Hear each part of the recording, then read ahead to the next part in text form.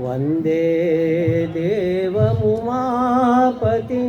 सुरगुरुं वन्दे जगत्कारणं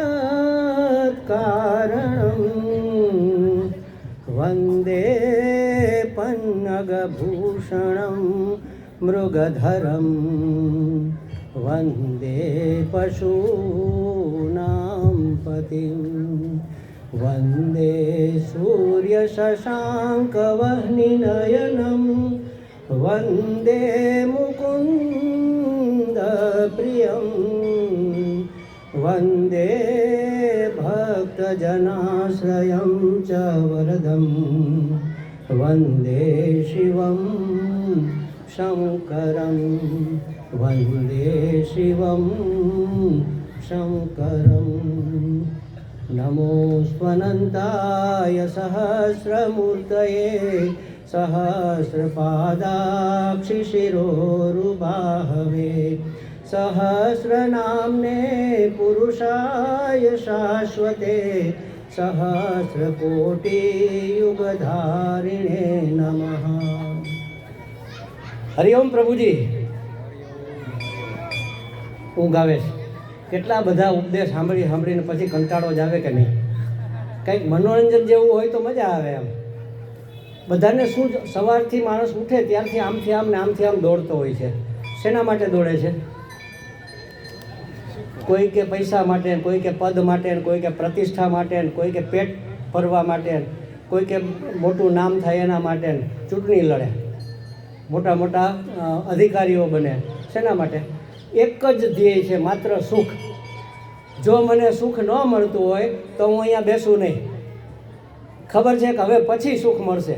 સંસારમાં આ જ મોટી તકલીફ છે કે પછી એક બંગલો બની જાય તો સુખી થઈ જાવ. બંગલો બની ગયો, બહુ મહેનત કરી, લોન લીધી, ઉછીના લીધા, મિત્રોની સહાય લીધી, બંગલો બની ગયો. થોડાક દિવસ પછી લાગે કે ના, સુખ તો ક્યાંક બીજે રહી ગયું. હવે એક ગાડી આવી જાય તો મજા આવી જાય. ગાડી આવી, મજા આવી ગઈ, પણ પછી મજા ક્યાંક બીજે રહી ગઈ. આ મજાને, આ સુખને, આ આનંદને આપણા શાસ્ત્રની ભાષામાં કલ્યાણ કહેવાય. અહીંયા જે આપણી ટેગલાઇન છે ને, આ કાર્ડ છાપીને જે આપ્યા છે આપણે, એમાં એક ટેગલાઇન છે. જો એમાં લખેલું છે, સનાતન સંસ્કૃતિ એ વિશ્વ કલ્યાણનો માર્ગ છે. સનાતન સંસ્કૃતિ એ વિશ્વ કલ્યાણનો માર્ગ છે. એમાં હું એક અક્ષર ઉમેરું, શબ્દ નહીં હોય, એક જ અક્ષર. સાંભળજો બરાબર, બહુ મહત્વની વાત થવાની છે ભાઈ. કલ્યાણ એટલે સુખ જોઈએ છે ને બધાને. જેને ન જોતું હોય એ ઊંઘી જાવ, કારણ કે ઊંઘવામાં સુખ છે. સનાતન સંસ્કૃતિ એ વિશ્વ કલ્યાણનો માર્ગ છે. એમાં એક જ ઉમેરી દો. સનાતન સંસ્કૃતિ એ જ વિશ્વ કલ્યાણનો માર્ગ છે. સનાતન હિન્દુ સંસ્કૃતિ એ જ માત્ર વિશ્વ કલ્યાણનો માર્ગ છે. અને આપણે એ સંસ્કૃતિના વારસદારો છીએ. ગર્વ લેવા જેવું છે, પણ આપણને ખબર જ નથી. હશે સનાતન સંસ્કૃતિ વિશ્વ કલ્યાણનો માર્ગ હશે, એમાં આપણે શું?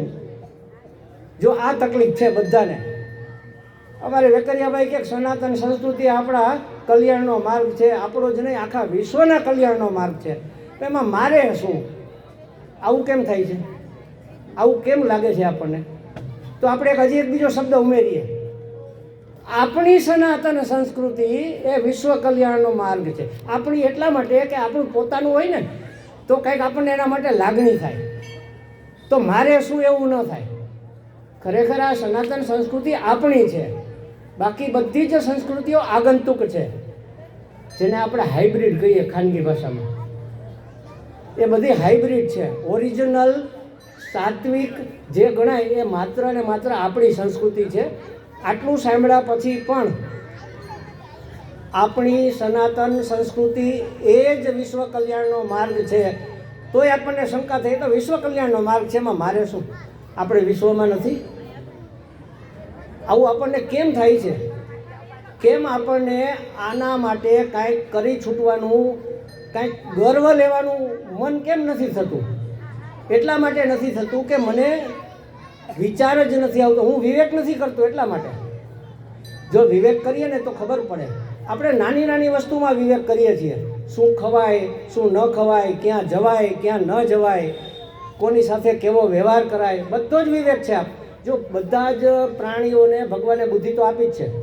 ગાયને ખબર છે કે મારે ઘાસ ખવાય, એ કંઈ રિસાઈન બેસે નહીં કે આજે પીઝા આપો તો જ હું ખાઈશ, નહીં તો નહીં ખાવ. એમ એવું નથી કરતી ને ગાય. આપણી ગાય કરે છે એવું નથી કરતી. એને ખબર છે ઘાસ ખવાય.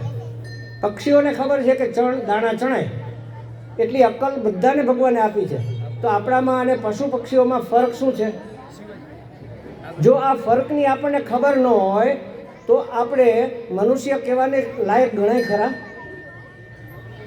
આ બધી જ વસ્તુઓ આંધળે બેરું કૂટા જેવું થાય છે, દળી દળીને ઢાંકણીમાં ઉધરાવ્યા જેવું થાય છે. એટલા માટે કે આપણે ભગવાને આપેલી એક બહુ મહત્વની સંપત્તિનો ઉપયોગ નથી કરતા. બુદ્ધિ ભગવાને બધાને આપી છે, પણ મનુષ્યને વિવેક બુદ્ધિ આપી છે.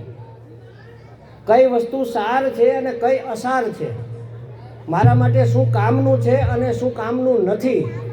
આજે તો ઠીક, આવતીકાલે પણ મને શું ઉપયોગી થશે, મારા બાળકોને, મારા દેશને, મારા રાષ્ટ્રને, મારા ગામને, મારા સમાજને, મારા પરિવારને કઈ વસ્તુ સુખદાયક થશે, કઈ વસ્તુ કલ્યાણકારી થશે, એનો વિવેક આપણે નથી કરતા. અને એટલા માટે શું કહેવાય, પેલું જીકમ જીક ચલાવી રાખીએ છીએ. બહારથી ઉડતું ઉડતું આવે અને આપણે બસ ભરી લઈએ. સ્વામીજી તમે એવું કેમ કહો છો? અમે કાંઈ ઉડતું ઉડતું બસ નથી ભરી લેતા. હવે આપણને એ પણ ખબર નથી કે આ વસ્તુ આપણી નથી અને ઉડતી આવી છે અને કેવી કહેવાય વિકૃત થયેલી છે. એક કહેવત કહું તમને, બધાએ આ સાંભળી હશે ને બધા બોલતા હશે, ખુદા કે ઘર દેર હે અંધેર નહીં. ખબર છે બધાને? છે ને? હશે ખુદાને ઘેર દેર, મારા ઈશ્વરને ઘેરે દેર પણ નથી અને અંધેર પણ નથી. જો દેર હોય તો ઈશ્વર શાનો? આપણે કહેવત છે કે જે સમયે જ્યારે જે થવાનું હોય ત્યારે જ તે થાય. સમયથી પહેલાં અને લાયકાતથી વધુ કદી કોઈને મળતું નથી. તો આપણા ભગવાનને ત્યાં દેર પણ નથી, અંધેર પણ નથી. તો આ ક્યાંથી આવ્યું? દેર હે અંધેર નહીં, ઉડતું ઉડતું આવ્યું. અને આપણે સમજ્યા વિચાર્યા વગર, વિવેક કર્યા વગર અપનાવી લીધું. આપણું શું છે અને પારકું નહીં કહું, આપણું શું છે અને નકામું શું છે એનો વિવેક કરતા થઈ જઈએ તો આવા સ્લોગન લખવાની જરૂર જ નહીં પડે. જ્યારે હું મારા કલ્યાણની વાત વિચારું ત્યારે એમાં આપણું પણ આવી જાય. એક યુવાન કોઈ એક મહાત્મા પાસે ગયો અને કે મહારાજ હું બહુ દુઃખી છું. કેમ ભાઈ? તો કે હું બધાને બહુ પ્રેમ આપું છું, બહુ પ્રેમ કરું છું, મને કોઈ પ્રેમ કરતું નથી. મહારાજ કે નહીં કરે તો મારે શું કરવું? તો કે પ્રેમ આપવાની વસ્તુ છે, પ્રાપ્ત કરવાની વસ્તુ જ નથી. પ્રેમ પ્રાપ્ત કરવાની વસ્તુ નથી, આપવાની વસ્તુ છે. પણ તો મને કેમ મળે? બધા આપવા માંડો એટલે એકબીજાને મળવા માંડે. બધા જ પ્રેમ આપે તો શું થાય? આપણે એમ કે સમાજ આવો છે, સમાજ તો બગડી ગયો છે, સમાજ સુધારવાની જરૂર છે. પણ સમાજ એટલે શું? હું ને તમે. જો હું મારી જાતને સુધારું, દરેક એવું વિચારે કે હું મારી જાતને સુધારું તો સમાજ સુધરી જવાનો છે ને. અને ક્યારેય સમાજ બગડ્યો જ નથી. આમાં ભૂસું ભરાણા સિવાય બીજું કંઈ થયું નથી. માત્ર અહીંથી સુધારો થઈ જાય તો બધું સુધરેલું જ છે. હવે આપણે આ ટેગલાઇન છે એની થોડી વાત કરીએ. સનાતન એટલે શું? કે જે મૂળથી આવેલું છે, ઓરિજિનલ રૂપમાં, એનું નામ સનાતન. કોઈ કે આપેલું ને કોઈ કે બનાવેલું ને કોઈ કે રિપેર કરેલું, રિનોવેશન કરીને આપી દીધેલું, એનું નામ સનાતન નથી. અને ધર્મ એટલે એને જ ધર્મ કહેવાય કે જે ક્યારેય જાય નહીં, બદલે નહીં. ઉદાહરણ લઈએ આપણે, એક અગ્નિ છે. માતાજી, અગ્નિનો ધર્મ શું? અગ્નિનો ધર્મ શું? ઉજાસ કરવો, અજવાળું આપવું અને ગરમી આપવી. હવે ગરમી ન આપે ને અજવાળું ન આપે તો એને ધર્મ કહેવાય? એ અગ્નિનો ધર્મ કહેવાય? તો એને અગ્નિ જ ન કહેવાય ને. પણ સ્વામીજી, પાણી પણ ગરમ તો લાગે છે, પણ એ આગંતુક છે. એના સમય બદલાય, એના સંજોગો બદલાય, એનું સ્થાન બદલાય તો પાણી એની મેળાએ ઠંડુ થઈ જાય. એ બધા આયારામ ગયારામ છે. આપણી સંસ્કૃતિ સનાતન છે, આપણો ધર્મ સનાતન છે. તો એ ધર્મ કયો? મને ધર્મની તો ખબર જ નથી. મારે ક્યાંથી જાણવું કે આ ધર્મ શું છે? એક તો સૌથી મોટી તકલીફ આપણા મગજમાં એ ઘૂસી ગઈ છે કે હું આટલો એજ્યુકેટેડ છું, આટલો સમજુ છું, આટલો મહાન છું, મારે કોઈ ગુરુની શું જરૂર છે? એવડી મોટી બેવકૂફી આપણે કરીએ છીએ અને એવડી મોટી તક ગુમાવીએ છીએ. સાહેબ છે એન્જિનિયરિંગમાં પ્રોફેસર છે, પીએચડી કરેલું છે, વેલ એજ્યુકેટેડ કહેવાય ને. હવે આ સાહેબને હું એક મેડિકલ કોલેજનું પ્રાઇમરીનું પુસ્તક આપું તો એ વાંચી તો જાય ઇંગ્લિશમાં છે એટલે, પણ એના અર્થો સમજાય ન સમજાય. આપણા શાસ્ત્રની ભાષા સમજવા માટે મારે કોક એવા સતગુરુની જરૂર પડે ને પડે. ઈશ્વરને પામવાનો નથી, ઈશ્વરને ઓળખવાનો છે. ઈશ્વર તો બધે જ છે. આપણે કહીએ છીએ ને છોડ છોડમાં રણછોડ. દેખાય છે મને? કેમ નથી દેખાતો? કારણ કે હું એને ઓળખતો નથી. ઈશ્વર એટલે શું? કોને મારે ઈશ્વર કહેવો? ઈશ્વરના લક્ષણ શું? એક મારી બહુ પહેલાંની એક વાત કરું. હું જ્યારે પૂર્વાશ્રમમાં હતો, એક બહુ સરસ આજે મને ગમ્યું એ કે પેલા બાળકોએ ડ્રોઈંગની ચિત્રની સ્પર્ધા કરી. મને મારો પૂર્વાશ્રમ યાદ આવી ગયો. હું જ્યારે શિક્ષક હતો ને 6.5 વર્ષ સુધી મેં ડ્રોઈંગના વર્ગો લીધેલા. ગુજરાતી, હિન્દી, ઇંગ્લિશ અને ચિત્ર 4 વિષય હું લેતો. અને 6.5 વર્ષમાં 10મા ધોરણમાં આખા ક્લાસને હું ડ્રોઈંગ ફરજિયાત રખાવતો. એક તો મેરિટવાળું એટલા માટે, પણ આનંદ એટલા માટે છે કે એ 6.5 વર્ષમાં 10મા ધોરણના બોર્ડમાં એક પણ છોકરો નાપાસ તો નથી થયો, સેકન્ડ ક્લાસે નથી, ડિસ્ટિંક્શન સાથે બધા જ 6 વર્ષ 6.5 વર્ષ સુધી બધા જ છોકરાઓ 70% ઉપર માર્ક એમાં લઈ આવેલા. તો આવી કળાઓની જાગૃતિ માતાઓ કરી શકે, ઘરમાં બેસીને પોતાના બાળકોને આવા સંસ્કારો માં આપી શકે. આપણે વાત કરી કે ભગવાનને ઓળખવાનો છે, પામવાનો નથી. ઓળખો કેવી રીતે એની વાત કરતા હતા. મારા પૂર્વાશ્રમમાં એક બાળક ફળિયામાં દરવાજો ખુલ્લો એટલે એક ભેંસ આવી ગઈ. ભેંસ કાળા કલરની હોય અને શિંગડા હોય. બાળક કંઈ સમજે નહીં, આટલું નાનું બાળક. એ કે દાદા કંઈક આવ્યું એમ. તો કે બેટા એ ભેંસ કહેવાય. એટલે એણે યાદ રાખ્યું કે આવું રંગ હોય, આવો આકાર હોય અને આને પશુ કે એના મગજમાં જે આવ્યું હોય, પણ આને ભેંસ કહેવાય એમ. થોડાક દિવસ પછી એક કાળી ગાય આવી. એટલે કે દાદા ભેંસ આવી. દાદા કે બેટા આને ભેંસ ન કહેવાય, આને ગાય કહેવાય. તો આને કેમ ગાય કહેવાય, પેલાને કેમ ભેંસ કહેવાય? હવે મારે એને કંઈક એવું લક્ષણ બતાવવું પડે કે જે માત્ર ગાયમાં જ હોય, ભેંસમાંય ન હોય, ને ગધેડામાંય ન હોય, ને ઘોડામાંય ન હોય, કોઈમાં ના હોય. એટલે દાદાએ વિચાર કર્યો કે ભાઈ આ તાત્કાલિક તો જવાબ નહીં અપાય, હું અત્યારે કામમાં છું, પછી આપીશ એમ. આપણે જનરલી આવું કરતા હોય, ખબર ન હોય એટલે પછી વિચારીએ કે આમાં શું ફરક છે એમ. ખૂબ વિચારીને દાદાએ નક્કી કર્યું અને પછી કીધું જો બેટા હવે જો આ ગાય આવી ને તો કે અહીંયા એની ગોદડી છે. અહીંયા ગોદડી હોય ને, ઝાલર લટકતી હોય ગળા ઉપર, જેને હિન્દીમાં લલરી કહેવાય. ગોદડી આપણે કઈ દેશી ભાષામાં, એ ગાયને જ માત્ર હોય, બીજા કોઈને ન હોય. એક પણ પશુને ગોદડી ન હોય ગાય સિવાય.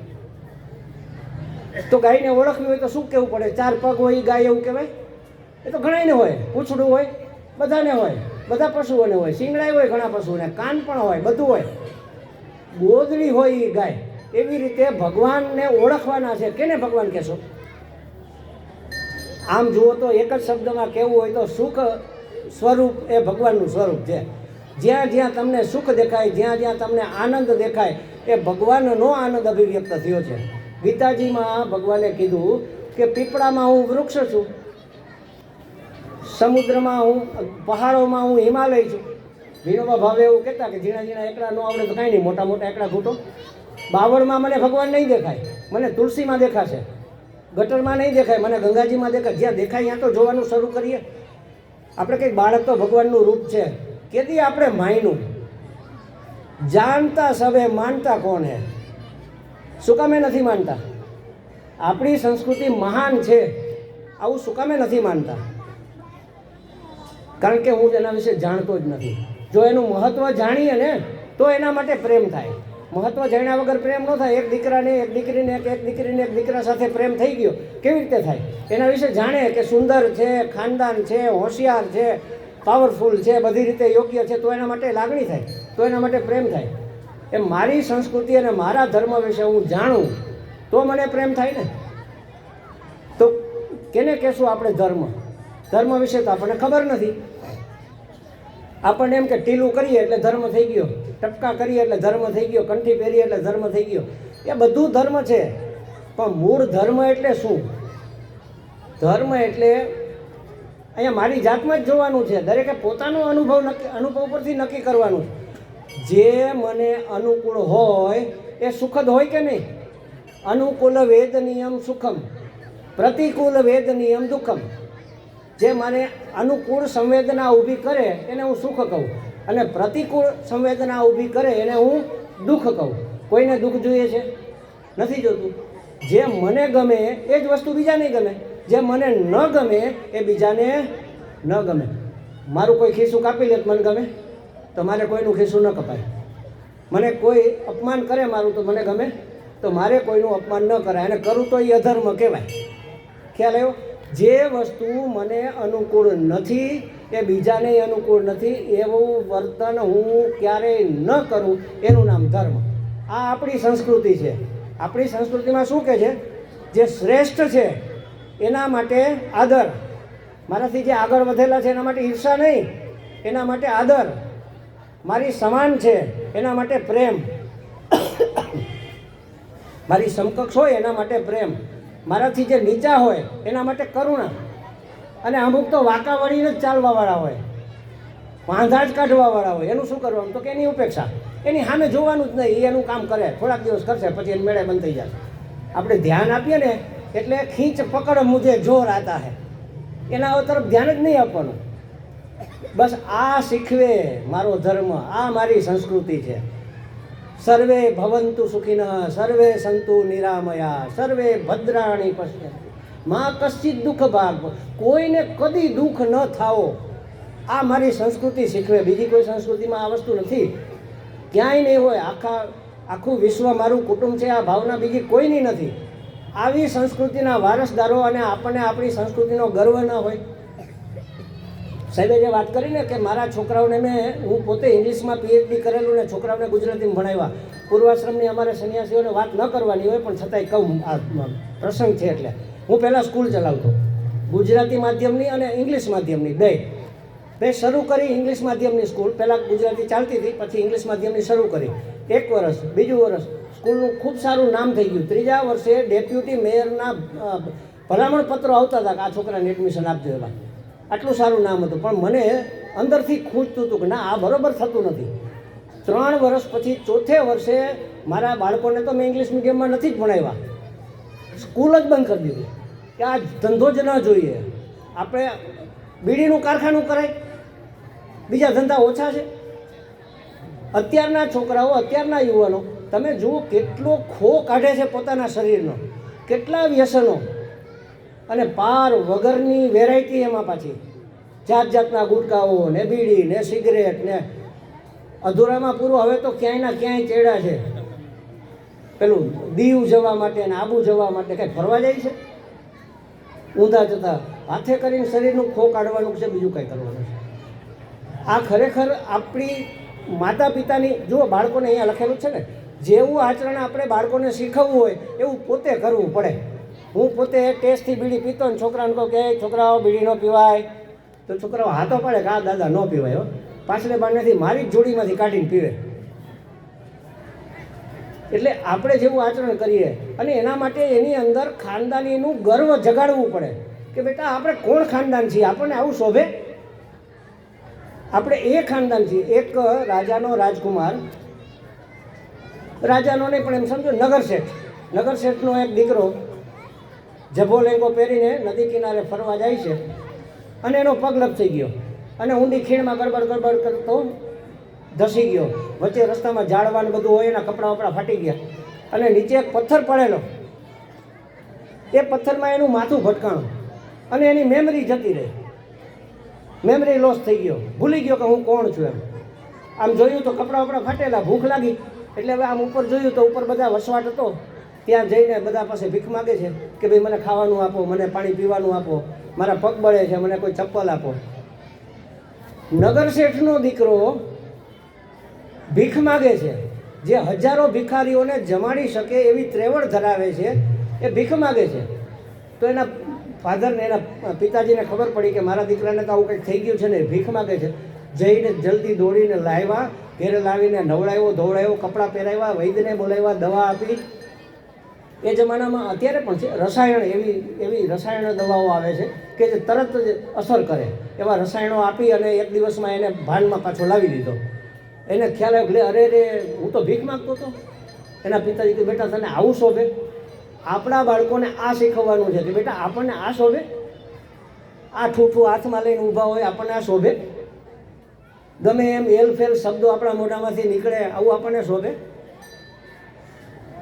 હવે તો એવી ફેશન આવી છે મને તો જોઈને, અને તમને એમ થશે કે આ સ્વામીજી તો જૂનવાણી લાગે, એવું નથી હો. હું ગાર્મેન્ટની ફેક્ટરી ચલાવતો હતો, ફેશનેબલ કપડાઓ આખા જગતમાં હું વેચતો હતો, મને ખબર છે ફેશન એટલે શું. પણ હવે કેવી ફેશન છે, ફાટેલા જીન્સ પહેરવાની, ગોઠણી દેખાય ને આ સાથળે દેખાય ને પીંડીઓ દેખાય ને. મારી ઘરે એક વખત બહાર અમે નીકળ્યા હોય, આ ઉદાહરણ આપું છું, ખરેખર આવું બનેલું નથી. બહાર અમે નીકળ્યા હતા, મેં જોયું સરસ મજાનો ચમકતો એક પથ્થરો આટલો નાનો પડેલો છે. મને કીધું લાવો લઈ જઈએ, આપણા પૌત્ર દીકરા દીકરીઓ છે એ રમશે, સરસ મજાનો રંગીન પથ્થર છે. ઘરે આવીને મેં એને રમવા આપ્યો, છોકરાઓ રમ્યા, પછી ફળિયામાં એક ખૂણામાં મૂકી દીધો, નાખી દીધો. છોકરાઓ તો ધરાઈ જાય ને કેટલી વાર રમે એનાથી. મારા એક મિત્ર ઝવેરીભાઈ આવ્યા, અમે બહાર હિંચકા ઉપર બેઠા હતા અને એનું ધ્યાન પડ્યું આ પેલું શું ચમકે છે, તો કે એક પથ્થરો મને મળ્યો તો લાવ્યો હતા છોકરાઓને રમવા માટે. એ તો હળવે પગલે એની પાસે ગયા, જઈને પથ્થરો લીધો અને આમ સૂર્યની સામે રાખ્યો, પછી ધોઈને એ કે અરે તમે આ શું કરો છો, તો કે કેમ, અરે આ તો અમૂલ્ય રત્ન છે. હે અમૂલ્ય રત્ન છે આ, તો કે હા પણ હવે ઓળખ નહોતી ત્યાં સુધી શું સમજતા હતા આપણે. પછી ભાઈ શું કરે, એને નવા મખમલના કપડામાં વેચે, એક ડબ્બીમાં મૂકે, એ ડબ્બી બીજી ડબ્બીમાં મૂકે, એ ડબ્બીને કબાટની અંદર મૂકે, કબાટની અંદર ખાનું, ખાનાની અંદર ચોરખાનું, એમાં મૂકી અને તાળું મારીને ચાવી એવી જગ્યાએ મૂકે કે એના સિવાય કોઈ મળે નહીં. શું કામે, ફળિયામાં શું વાંધો હતો, પડ્યો જ તો ને, આટલા દિવસ તો પડ્યો તો, રાખો ને. પણ કિંમતી વસ્તુ એમ રેઢી રખાય નહીં, કિંમતી વસ્તુ ઉઘાડી કરાય નહીં. મારી દીકરીઓ ને મારી બહેનો આ રત્ન કરતાં પણ કિંમતી છે. આ એની માએ દીકરીને શીખવવું પડશે કે આમ ઉઘાડા ન ફરાય, તમે રત્ન છો. ગમે ત્યારે અત્યાર સુધીમાં શું બન્યું છે આપણી સંસ્કૃતિમાં, બહારથી આવીને બધા ચોર લોકો લૂંટી જ ગયા છે સંપત્તિ. હવે સંપત્તિ નથી રહી તો આ શરીરની સંપત્તિ છે, જે સૌંદર્ય છે તમારું, જે તમારી અસ્મિતા છે એ મૂલ્યવાન છે, બધાને એટલું જ જોઈએ છે. કેમ મારી જાતને મારે સાચવવી, કેમ મારા પરિવારને મારે સાચવવો, કેમ મારા ખાનદાનની મારે રક્ષા કરવી, મારા યુવાનોને વ્યસનથી મુક્ત રાખવા, મારી દીકરીઓને સંસ્કારી. દીકરી તો બે ઘરનો દીવો કહેવાય. બહાર જશે ને ત્યારે તમારું નામ, કેમ કે હવે તારી માએ આવું શીખડાવ્યું છે. દીકરીનો વાંક નહીં કાઢે, માનો વાંક કાઢશે.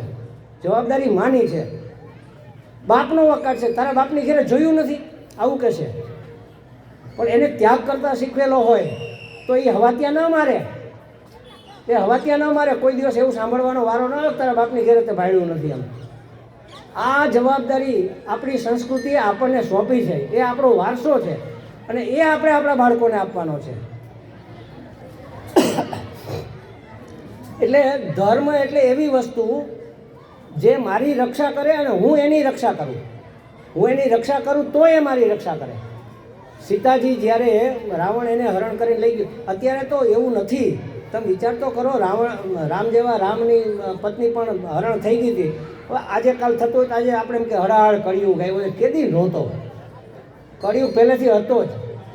જ્યાં સજ્જન માણસો, બે સજ્જન માણસો હોય ને ત્યાં ચાર દુર્જન માણસો હોય, સમજી લેજો. ભગવાને આપણને અકલ એટલા માટે જ આપી છે કે સાવચેત.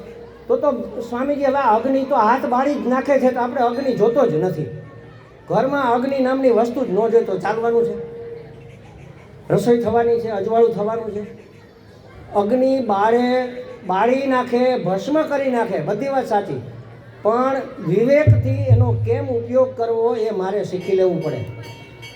મારે મારા કુટુંબને કેમ સાચવવું, મારી સંસ્કૃતિને કેમ સાચવવી, મારે કેમ મારા ધર્મ ઉપર ચાલવું એ મારે સમજી લેવું પડે. એના માટે મારે ક્યાંય શીખવા જવાની જરૂર નથી. માની લો કે અત્યારે ભગવાન આવીને, આપણા શાસ્ત્રો તો કેટલા બધા છે.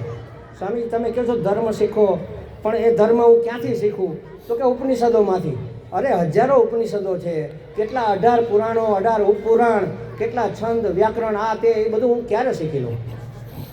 માની લો કે ભગવાન અત્યારે આવીને મને એમ કહે ને કે સ્વામીજી તમારા ધર્મના બધા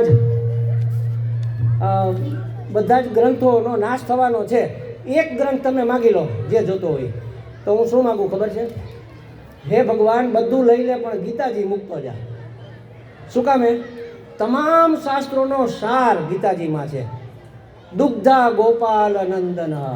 ગોપાલ એટલે કૃષ્ણ ભગવાન. એ પોતે ગોવાળીઓ બનીને બધા શાસ્ત્રોનો, ઉપનિષદોનો સાર દોઈને આપણે સમજી એવી ભાષામાં ગીતાજીમાં મૂકેલો છે. દરેકના ઘરમાં ગીતાજી હોવું જ જોઈએ.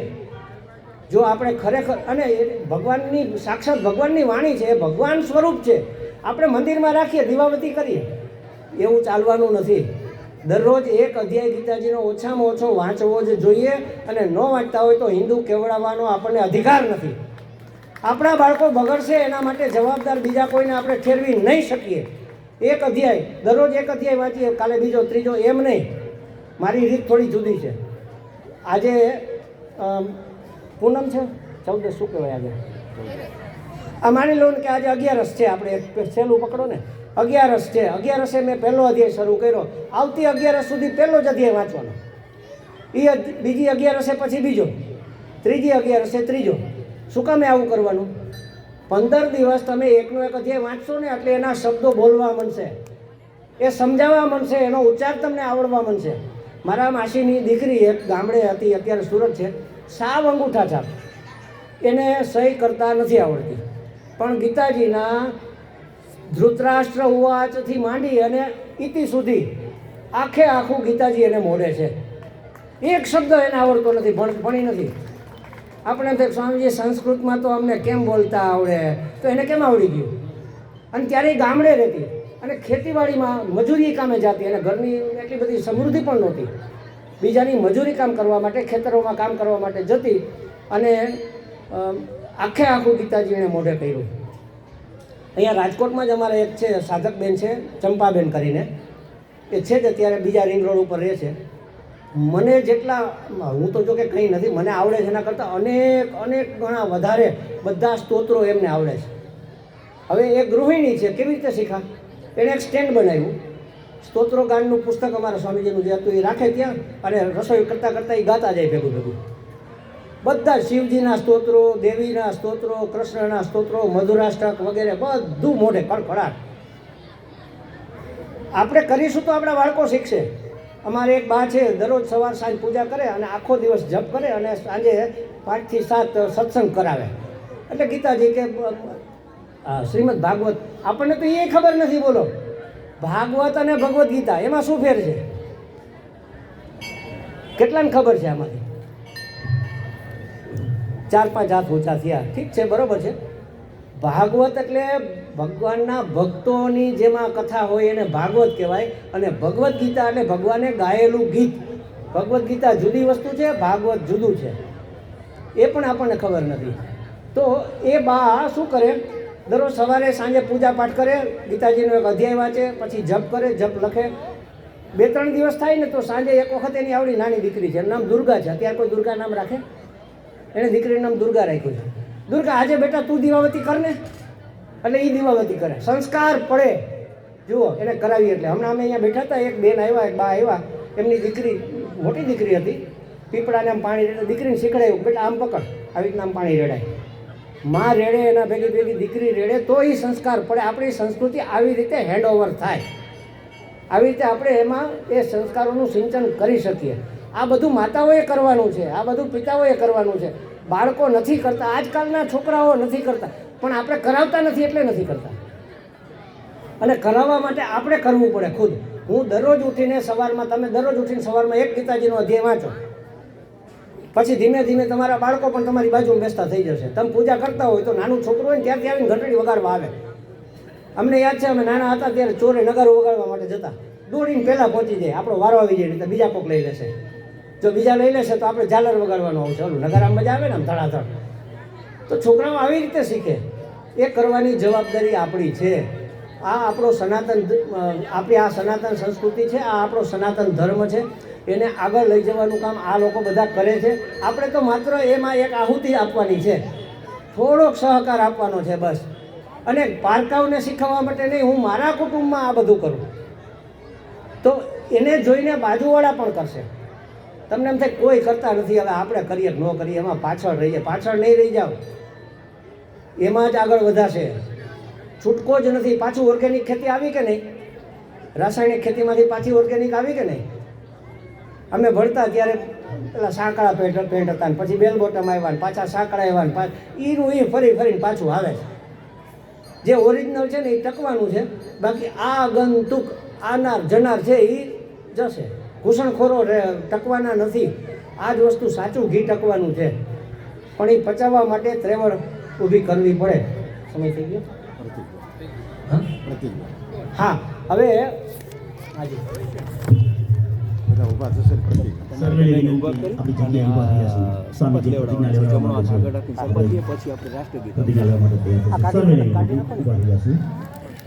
મંદિરમાં બેઠેલા લોકો પણ ઉભા થયા છે.